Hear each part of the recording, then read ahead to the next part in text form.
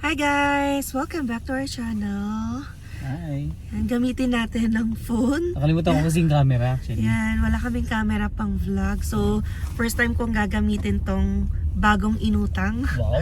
na iPhone. First time ha? Yan. So, kakasundo lang sa akin ni Alvin and tulog na tulog si Zion sa likod. Ayan. So, ngayon, guys, grabe, sinalubong din kami ng panibagong gastos talaga ngayon 2026 aside sa phone ay may nag-surprise pa sa amin na bayarin sa pakita ko. So, na-discover ko bawal pala i-rotate pag sa iPhone. Ang alam ko hindi. Bakit ganun? Yun ang ano nga nila eh. Hindi ko mapapakita or mamaya na lang pag na-stop ko na to.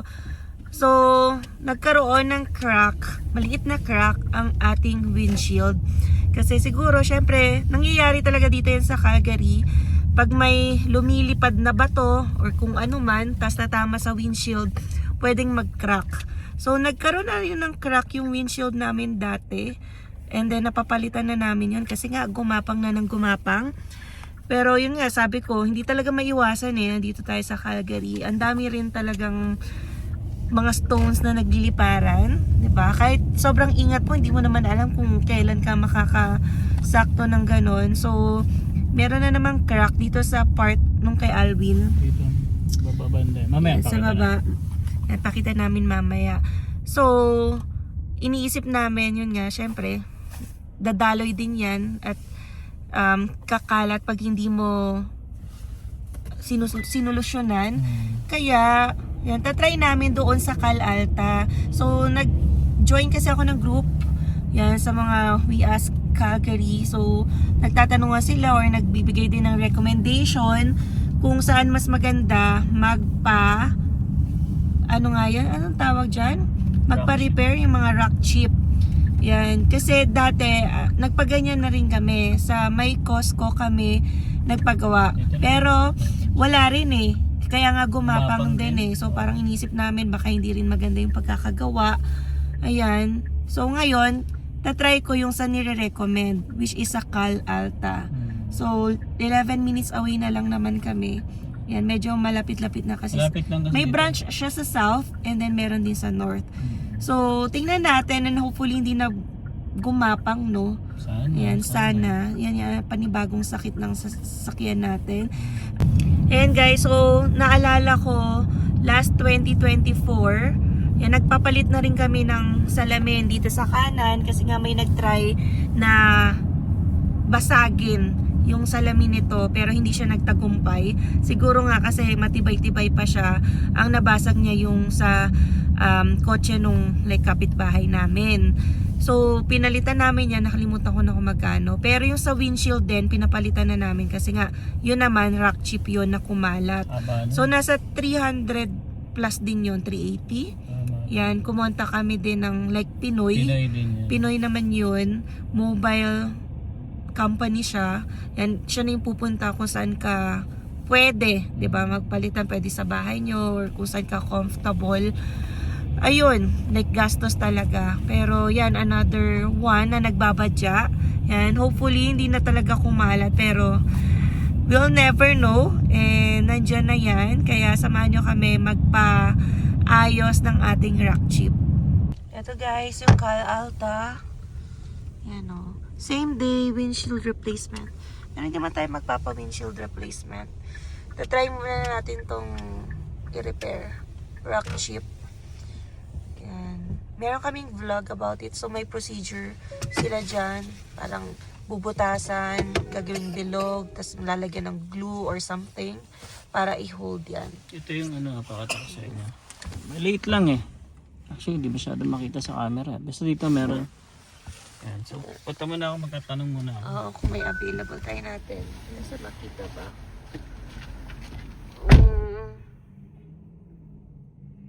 Hindi makita guys. Pasok na tayo. Medyo may pila ha. Parang ang daming mga sasakyan na kailangan i-rock chip cover. Kung ano man tawag dyan. Ayan. So si Alvin na lang yung bababa. Ayan, para ituro. Or tuturo mo lang, hindi na kailangan. So ito siya guys. Liit lang naman.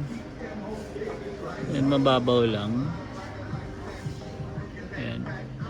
So, hindi ko pa rin alam kung magkano yung presyo, pero kung magkano man yun, hindi yun yung babayaran natin, syempre. Pero may nakapagsabi kasi na okay nga daw dito. So, hintayin lang natin guys. Yan guys, pinakyat nga pala muna kami dito kasi dapat bakante yung sasakyan habang ginagawa nila yon.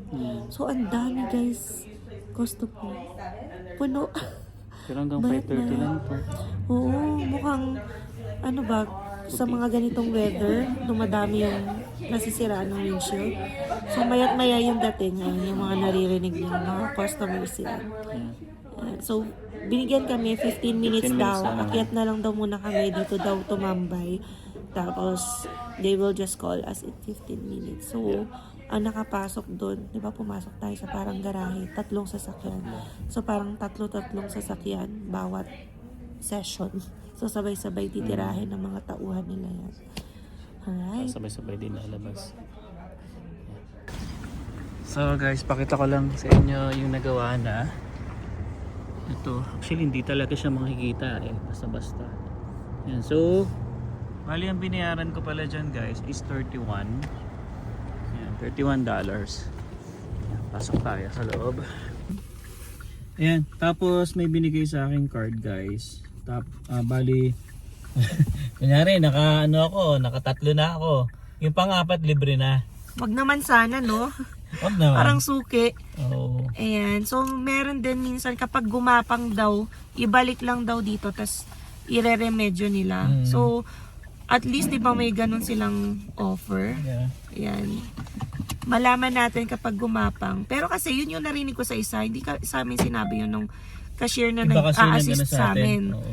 Oo. Hindi ko alam kung pag 2 o 3 yung chips. Kasi yung kasama namin, 3. So, nasabihan siya na ibalik lang daw kapag gumapang, ganyan. Tapos meron sa kanyang stopper. Ibig sabihin medyo gumapang na, tapos in-stop na lang dun sa dulo. Ano nangyari sa kanya? 'Di ba? May butas na siya. Gumapang. So papastapan niya dun sa gumapang ulit. Ayan, no, guys, ang dami. Ang dami pa na pumupunta dito pa stop na nga o pa close na nga sila ayun, Ang dami diba? pa rin humahabol. So, ngayon lang namin to nalaman, Alta, kasi yun nga yung nag-try lang kami yung nakita namin sa Costco, pero feel ko maganda yung reviews dito, so balitaan din namin kayo. Pero nga, ang sabi din doon, depende pa rin yan sa chip. Kasi crack na talaga yan gagapang at gagapang yan. Tapos kanina dumaan ako ng Costco, nagpagas ako. Meron silang yung gaya ng Yung naalala mo windshield, yung pinuntahan natin. Halos walang nagpapagawa doon. Hindi. Pero kasi depende lang from time to time. Ba't dito Oo, mayat-maya. Mayat-maya. Tas per batch, 3. So, yun. Sana guys, yun nga, hindi siya tumuloy kasi Oo. Okay na sabi yung 31. Wag lang yung 300 plus. Ayan, kasi yun nga, kapag gumapang na yan, buong windshield mo na yung kailangang palitan. Pero kung naman siya, gumapang, sana pagilid na lang, pag ganon. Hindi Hindi pataas. siya yung makakasagabal sa vision ko. So, okay pa yun, gano'n. Kasi karamihan talaga dito guys, sa mga windshield ng mga ibang sasakyan, makikita mo talaga may mga crack na talaga. Yan, kasi yung mga chip nga na tatama dito, especially pag nasa highway ka. So, yung impact nun talagang makakabasag talaga siya ng salamin. May ka-office mate ako, sobrang daming cracks na, as in gumapang na. Hindi niya pa rin pinapalitan kasi sabi niya, mahihit lang din daw siya ulit ng chip. Uulit lang din daw ng papapalit na naman ng windshield. So, sabi niya, lahatin na lang daw niya hanggang bumigay. Ayan. So, basta nakita ko talaga, as in, yung nakakaharang na siya sa vision mo. Pero kasi bawal din yun, di ba? Alam ko bawal din yun. Yan, baka mahuli ka. Kasi pag na-accident ka, pwedeng maging factor yun na ikaw yung may fault kasi naging pabaya ka, neglect yun, hindi mo pinapayos ang windshield mo. Pero yun, at least tayo, sana ito ginawa natin ay maagapan ang pagkagapang. Alright, so biyahe na muna tayo guys. Grabe, antok na naman ako. Dahil 4:30 na naman tayo nagising at jet lag.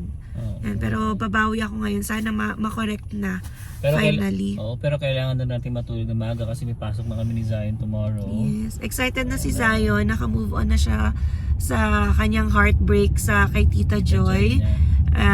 Excited na raw siya pumasok sa daycare. And tomorrow kasi pajama day nila. So, bibihisan natin ng pang pajama. Although jacket pa rin, no? Magja-jacket pa rin kasi medyo malamig. Pero tolerable lang, -5. Sa Ontario, nakikita ko feels like -27. Snow pa rin. Oo. So, maganda-ganda pa yung lagay ng Calgary ngayon. Tsaka tinan mo yung ngayon, weather ngayon, +4. Hindi ko na maipapalit-palit yung camera. Bakit ganito ang... ganyan nga yung sabi nila sa iPhone. Bawal lang pa yung rotate mo yung or reverse yung camera. So, update na lang kami ulit guys mamaya. Yan guys, so ang ganda ng sky natin. May effect kasi sunset. And nagiging better na, hindi na sobrang dilim pagdating ng alas 6. So, sign na ba to na magkakaroon na ng early spring? Spring na ba? Ayan ang ganda ng weather. Hanggang next week, maganda weather natin. Ayan Tapos, yung dati naming windshield, sabihin ko, dito yung part ng basag dyan. Hindi dun sa part ni Alvin. Ngayon naman, doon siya. Tingnan nga natin kung mazuzoom. Ayan yung maliit. Sobrang liit lang. So yan guys, kahit maliit yan, maliit man sa tingin nyo, nakaka-damage din. Grabe. So, Deerfoot talaga daw yun yung mga nababanggit sa amin Deerfoot yung marami-raming chips na pwedeng makabasag ng windshield. And then, wag ka talagang susunod or bubuntot sa mga truck. Yan. Kasi sila yung pwedeng magpatalsik ng mga stones sa car mo. Actually guys, nangyari to nung sinundo kami ni Jason sa airport. Yan. Kasi di ba nagpasundo din kami kay Jason. Ito na rin kasi yung car na nakapark sa bahay nila.